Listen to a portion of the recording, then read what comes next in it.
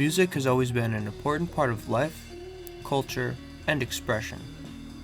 From prehistoric times to Bach and Mozart, to Cab Calloway, Travis Scott, Chappell Roan, music has created a space for the human experience. As environmentalists, it's important that we think about the ecological impacts of the industry and if there's a more sustainable way to do things.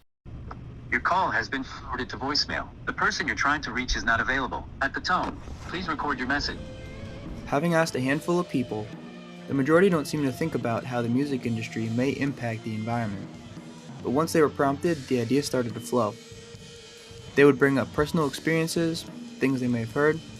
Some talked about excess, while others contemplated the value of merch or the physical damages an event may create. One issue that I pushed were the effects of travel within the industry. I talked to Andrew, a stagehand with experience working at arenas and 500 cap rooms, who said his venue is more of a tourist spot, and that people come from around the state and even other places to see shows. They've had musicians from all over the world, including places like Japan and Europe. While talking to Sadie Graham, she mentioned that public transportation could be an answer to the issue of travel, but also mentioned that it's not perfect. To use public transportation, most of us need to travel to go to a bus or a train station. Alex Erb said during his interview that he usually takes the train, but sometimes will go to the parking ride and hop on the bus, or even just drive all the way to shows in New York City. All these ways to get around, but still all that travel adds up. The artists themselves, of course, have impacts of their own. Andrew had mentioned through his arena experience that Machine Gun Kelly had come through with 40 18-wheelers and flew around in a pink helicopter in the venue. While that may not be unusual for major tours, he's also seen some artists such as Bob Dylan do it all with just one truck. Many of the people I had interviewed mentioned Taylor Swift, although they did acknowledge that she is a scapegoat and only one of many pop stars with the footprint of a giant. Her Eras tour alone required 90 tractor trailers.